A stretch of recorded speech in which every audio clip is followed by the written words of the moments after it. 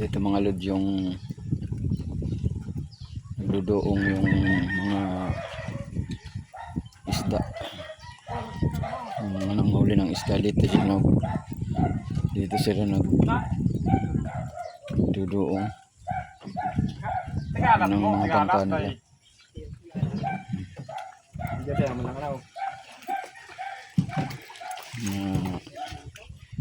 Isdang sa dagat na nahuli nila dito, saka yung mga hipon, mga pasayan. Yan ang gamit nilang bangka. Ito kasi tubig dito halo na ng galing dagat saka tabang. Yung tubig dito napakalawak na ilog. Kaya yung tubig dito pag na low tide, na high tide, kuwan na kasi konektado na to ng dagat. Dun kasi sa dulo na yun, dun ang dagat na sa dulo na yun. Kaya may mga sa dagat na rin ditong mga isda. Halo-halo na kasi ang kuwan dito, yung tubig may halo ng sa dagat tabang.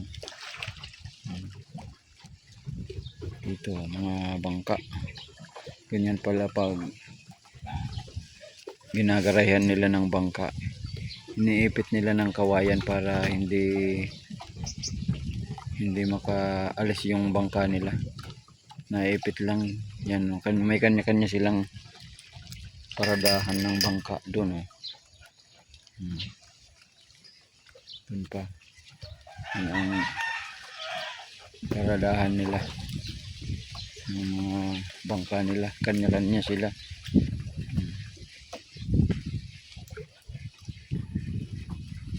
May mga kwan dito, may mga parang para park na tambayan dyan. Ang ugis nga niya parang isda rin.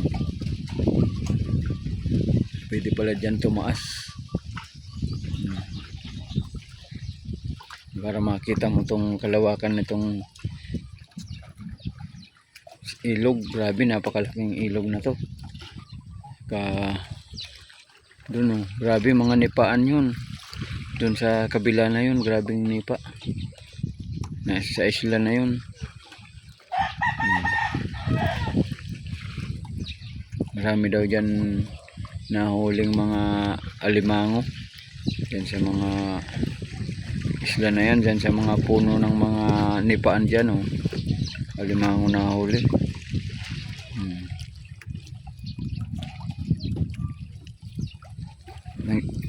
Dito nga nagpunta kami mabili kami ng hipon. Hinihintay namin doon, nagkukon pa doon sa gitna. Pag doong dito, yan, mabili kami ng hipon.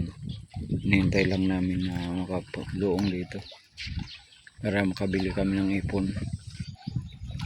Kaya habang naghihintay ako, yan, video muna ako dito sa pinuntahan ko dito sa Magaraw. Dito yan sa punong Magaraw.